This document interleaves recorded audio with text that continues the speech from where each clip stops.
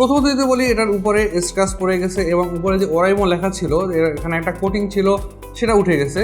এবং সেকেন্ডলি যদি বলি, এর একটা কানেকশন নিয়ে একটা ঝামেলা আছে। তো এর কানেকশনে যে ঝামেলা হচ্ছে, এর একটা বার্সে, লেফট সাইডের বার্সে হচ্ছে প্রায় কানেকশন ছেড়ে দেয় বা কানেক্টই হয় না। আমি যখন কানেক্ট করি তখন হচ্ছে শুধু রাইট সাইডটাই হচ্ছে কানেক্ট হয়, লেফট সাইডটা কানেক্ট হয় না।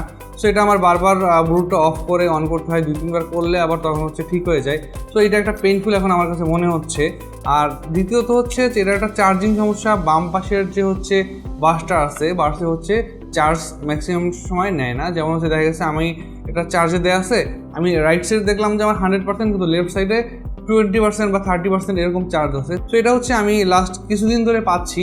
আরেকটা প্রবলেম হচ্ছে এয়ার টিউবসগুলো, এটা হচ্ছে মানে আমি চেঞ্জ করছি। আমার কাছে 3টা ছিল, আমি আগে একটা ইউজ করছি, এরপরে সেকেন্ডটা হচ্ছে আবার ইউজ করলাম। কানে দিলে এটা হচ্ছে মানে একটু লুজ কানেকশন হয়ে যায়।